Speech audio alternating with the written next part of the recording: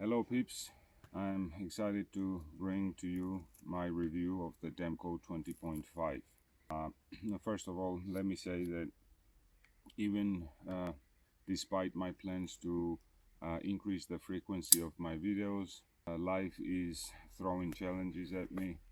First I popped my ribs out, I fell down, then I fell down and broke my wrist, and I have a titanium piece lining up all the bones and collecting them together with 6 screws, and in totality I have 9 titanium screws inside. So even though I can by now use my fingers, I don't really have strength and stuff. And on top of this, my computer that I was using to render the videos and edit them got fried, so I had to replace it with I currently got a MacBook, hoping quality will increase. And you should also notice a significant bump up in the video quality because I'm using pretty much the best camera phone available for current time. Now, going back to the AD20.5, I will go ahead and say that I consider Andrew Demko a genius in knife making and in knife design. Obviously, he has tremendous experience with cold steel. I think he's the one that put cold steel on the map. Despite the owner being very active, I think he was rather cheesy. His videos were cheesy and they never convinced me. Him cutting the pigs and stuff, I can do that with rebar, man. That's just clickbait kind of stuff. And that should not be the impressive part. The impressive part is the actual build of cold steel knives, which was extraordinary, still is, for very affordable prices, but that's because it was made in mostly Taiwan and China. The USA made cold steels are not cheap. Now, the triad lock is, if you know Andrew Demko, most likely you know him from the triad lock. He gained all that experience, then split from cold steel, and together with his brother, as I understand, they founded the company Demko Knives, and now they're making very, very good folding knives, probably with the best possible lock that is currently on the market, which is the shark lock. We have scorpion locks, we have atlas locks, etc. Some rip-offs that Cold Steel did off of this lock. I guess they're calling that the atlas lock. But okay, so that's the background on Andrew Demko, again a genius in knife making. Now let me get into the details of why he's a genius. Now this comes in OS 10A. In terms of the blade stock, it also comes in S35VN, which is this knife. I believe they also make it in Magna Cut, and I don't know. I know that they also use Magna Cut. I'm not sure. Maybe 3V also. I do believe they had a batch made in 3V. But long story short, they do have these knives in affordable price ranges, mid-ranges, and the more expensive prices are for the Magna Cut and USA-made versions, which this is not. This is made in Taiwan, and that's nothing bad, because Taiwan currently, and even China, make pretty much on par with US and European knife makers. So saying that something is made in Taiwan or China does not really degrade the quality, so long as the factory has good quality control. Now, this is an S35VN, heat treated with Demko standards, etc. And I'm not going to torture the knife currently, even though I am filming a comparison test with this and an SRM 258L in 140 CR laminated steel, which is their proprietary SRM's steel. Because the 140 CR laminated steel is proprietary to SRM and it has not spread to other companies, there's not much knowledge about that particular steel, and SRM themselves are comparing it to S35VN. They are saying that It has similar characteristics, say similar edge retention, etc. So this is that knife from SRM. Could you please zoom in to show the hamon line? It's not actual hamon, it's just where the lamination ends, but it gives you that. Are you able to see the hamon, the wavy pattern? So you have the core of 140 CR, that's extreme amount of carbon in that steel, and then it is laminated on both sides. So SRM is claiming that this steel performs very similar to S35VN. So I am testing these two knives, and sometime in maybe a month or two I will do a video showing the edge retention between these two knives. And by the way, this does not come from the factory like this. I have their D2 version as well, because they do make this exact knife in D2, and that's more affordable. And that one came with these scales, G10 both sides, and then the 140 CR version came with the brown one. And I had the brilliant idea of switching, and I also wanted to see if these were the exact same scales, and they are. So you can play around, you can get the $45. By the way, I have discount codes for both, so if you decide to purchase these knives, make sure that you benefit from the discount codes. Both will give you a 10% cumulative. So if there is an ongoing sale, you should still be getting a 10% discount with my codes, and check the descriptions below. Also, if you're interested in the SRM knives, I do have detailed reviews of these guys, and you can, here I will post a link where you can switch to SRM. They also make a very good Scandi ground bushcraft knife. They do not have many, they only have, as far as I remember, only 2 models in fixed blades, but both are very good. So SRM is my favorite budget knife brand. Okay, going back to why Andrew Demko is a genius. I will have to use several different knives to explain. These are GiantMouse killer knives, Magna Cut steel, and I will also be posting my reviews on this soon. But so pay attention to the contours of these knives. This is classic and a safe bet, right? So if you're making or this type of a handle, you know that it will be comfortable. You know that there's not many ridges and indentations, blah, 3D shapes that could cause some sort of discomfort between different sizes of hands, etc. So when you're making something like this is a safe bet, and you know you have a very comfortable handle. Same with the SRM. You see that all 3 of these and most of the knives, if they have a notch here, it is for your index finger, not for your middle finger.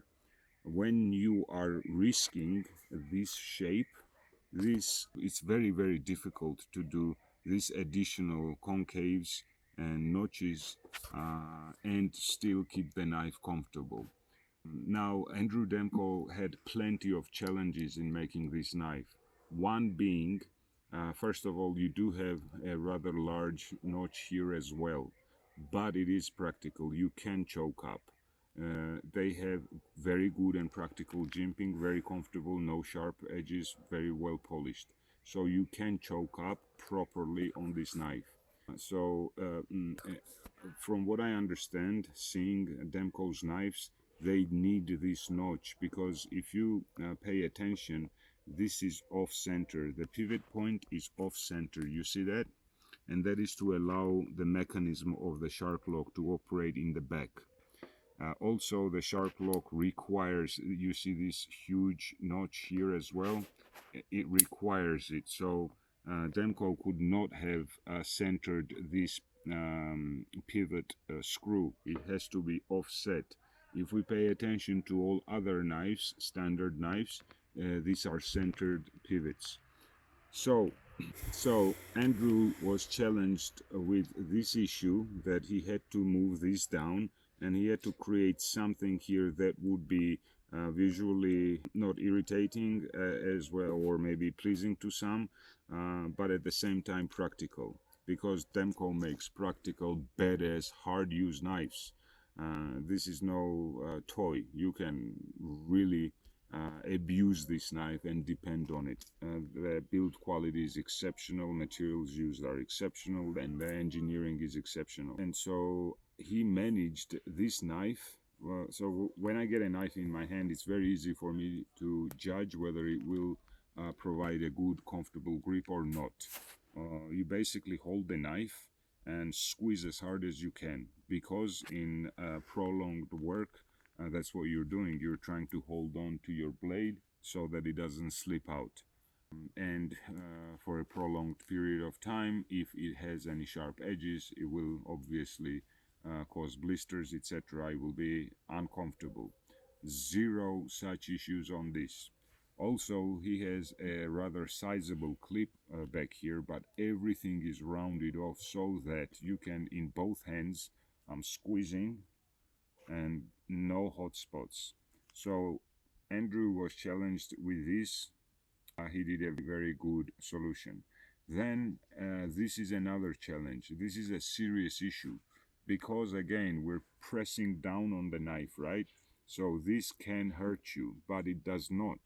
The way he has designed it is, what are these? Moletta. I think these are Italian knives that flare out. Something sort of a hand guard, right? But it's not really a hand guard. And it has this shape where stiletto knives, sorry, not Moletta is lion steel. Stiletto knives, they come up and then they, on both sides, they flare out.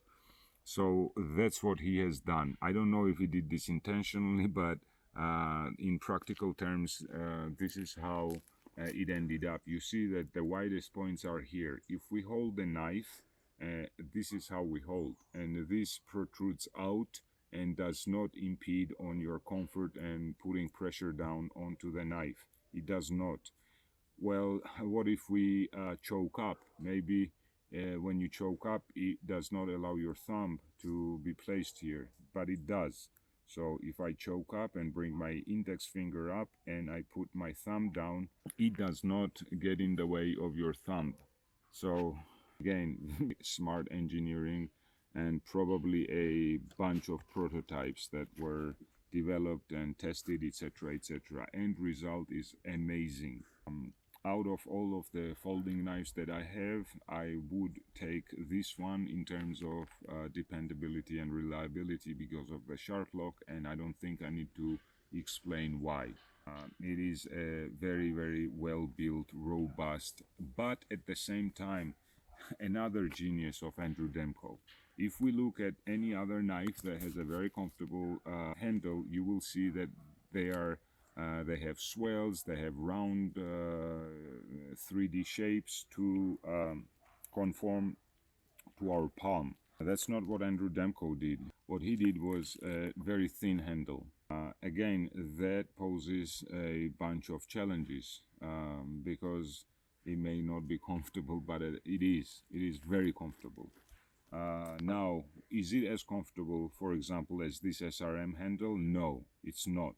This is more comfortable, but I cannot slide this in the pocket as easy as I could slide this one in. And if you look at the thickness of the handles, I'll try to place them like so.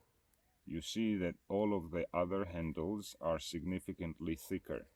And of course, they're slightly more comfortable than this one, but they're not as easily, they don't slide into your pocket as easy. Now, in terms of fidget factor, does this knife have a fidget factor? I don't know how many knives I have. I received these knives. This is paid. It's considered a paid video because if you receive something free of charge, that is payment. I do not get paid and I don't ask for money. When I'm offered money for my reviews, I refuse because I need to be free of any kind of ties and bias. But it is still considered a paid video because you receive the item for free for review. I have these two knives. What I was driving to is that I have a lot of knives. Both fixed blades and folding knives. These two knives are the best fidget knives. SRM for a very good price, below 50 and below 70 with my discount codes. D2 is below 50 and the 140 CR is below 70 bucks. Crazy good smooth crossbar lock, the best nipples on the crossbar lock, and I have $300 crossbar lock knives. This is the best. This for me is by far much better than Benchmade bug out. 10 times better than Benchmade bug out. I love the SRM. The Demko is very similar and even better in some ways. You can do this all day. Now, in terms of fidget factor, why are these two knives so cool? Because they have pre-tension. So the way they operate, I'm sure you know, the crossbar lock has tension, right? So I unlocked it, but it won't go down because the crossbar lock spring is still pushing on it. When you bring it down, then it snaps shut. See, it's not, you cannot drop shut it unless you have the spring down all the way. Then it drop shuts. You see how easy it operates, but then you have zero play. Similar to the Demko. That Demko also, as you can see, very free motion, right? But once you open this up, there is absolutely zero wiggle in it. Again, very smooth, low tolerance machining, and it all starts with proper engineering, and this knife is engineered very well. Both of these knives have the fidget factor of this spring that is preloaded. You see that? So when you close this down, it goes back in itself, right? By the way, all of my knives, some people say, oh, the spring tension is too weak and stuff. Are you jiggling your knives in your pocket? I'm not. And I don't need more. Actually, I prefer this because I can open this up many different ways. Right now, I can just flick this open. I did not use the shark lock. I just flicked it open. I don't mind that. I actually like it. I can also flick it open like that. That means that when I extract the knife from my pocket, regardless of what position I have it in my hand, I can still flick it open quickly. I've had to use it in such circumstances, and that is why I pay a lot of attention to that. Same goes with the SRM. I can flick it open like that without touching the crossbar lock, but both are very secure, of course, in terms of closing them down. Now, because of this preloaded spring tension, Demko is even better than the SRM crossbar lock. Yo, Coco, Siena, Coco, hi. You are now looking at native cows. Now, the fidget factor is better even than the SRM crossbar lock because this preloaded spring tension causes the knife, when you flick it closed, I don't know if you'll be able to see it. Can you please zoom in on the knife? So when I close it, if you're able to see, it hits and then comes out and hits again, at least twice, if not 3 times. This happens in milliseconds, but it gives you the noise, like it doesn't vibrate, it just does ting like that every time I close it. When I open it, because this is a rather complex structure and there are several touch points between the steel of the lock mechanism, it does not do like a regular, for example, liner lock or a frame lock acts. Like a frame lock, you open it up and it says click and done, one sound. Also, if I close the liner lock or any other lock, basically one sound and done, so done. And so it's not as much of a fidget. Sure, you can still fidget with this guy, but if that's your goal, is to just have a nice fidget in your hand, you're not going to be picking up anything but the Demko and maybe the SRM if you have it. So the Demko, I'll try to demonstrate again. So when it closes, it does at least 2 if not 3 slight hits like that. And to me personally, this is, I guess, objective. Somebody may say, I know that some people do not like this. And they don't like it because they think there is a chance that the knife could open into their pocket and cut the pocket or leg or your finger, etc. I haven't had that issue and I'm not worried about that, but I like the loose motion in this and the fact that regardless of the drop shot character of how the blade slides in between the scales, as I have said before, there is absolutely zero wiggle leeway for the knife. It is very sturdy. Now I want to point out that this is also proprietary, the diamond cut shape on the scale, and is extremely grippy. They needed to do this because it is a thin knife, not knife, the stock is plenty thick enough, but as I've said already, the handle is rather thin, and so this diamond cut jimping or the diamond shape of the scales significantly aid in increasing the grip. Different holds, all are comfortable. You can even reverse hold it and squeeze hard. There is zero hot spots. That is why I'm saying the guy is a genius. If I was to make a handle like this, I don't think it would be comfortable. When I make handles, I do not do this because that's risky, and I always do contouring and Coke bottle shape, etc. because I mostly make bushcraft knives. But I'm thoroughly impressed with what Andrew Demko has done with this knife. By the way, I have also reviewed their free rein in OS 10A steel, and I'm hoping to get their Magna Cut version as well to test that out properly and give it hell. I want to put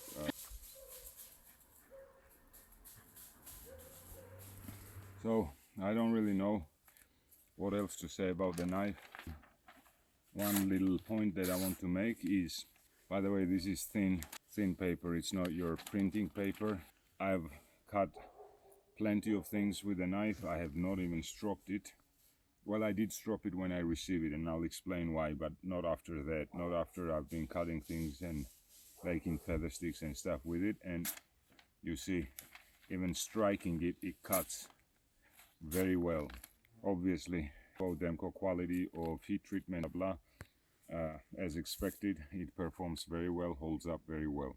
As I said, I do have one nitpick, and this, from what I understand, applies to all Demko knives made in Taiwan. I don't know, I have not tested their USA made knives. I will request one. Again, I want to test their USA made folding as well as fixed blades. So I'll try to get the Magna Cut free rein as well as a Magna Cut USA made AD20.5. One pointer for Demko's quality is that they sell out very fast, especially the USA made knives, despite their significantly higher prices. These knives are worth their price. The fact that this is made in Taiwan is absolutely no drawback and not a con. So from what I've seen on their free rein and this AD20.5 is that they do not polish their edges when they sharpen the knives.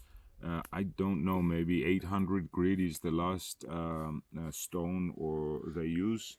Maybe, I don't think it is 1000 or 1500, because you can see the sharpening the visually, and it is not a polished edge. If we look at the GiantMouse and I compare it with the Demko, not a mirror polish on the GiantMouse is GiantMouse does not polish either, but for some reason a $70 SRM does, and almost mirror polish. I like this finish much better than any of this. I don't know why they do not polish. Now, there is no argument to say that this edge holds up better. It does not. The more polished it is and refined, the better it holds up. Maybe you will see a slight difference in the cutting performance because in a microscope this will show a slight saw edge, like a toothy edge, where this will be more flat on the cutting edge. So it's a bit, I would say, deceitful, because if you're cutting certain materials, you may think that this is going through easier, but I do not think that that is the case. And in terms of holding the edge longer, with my tests and any other test that I have seen, and I've seen plenty, the more polished the edge is, the better it will hold up. Then you go into the details of different steels, react to different finishes, blah blah, and yes, that is the case, but I'm generalizing. And visually also, I don't think that they have excuse.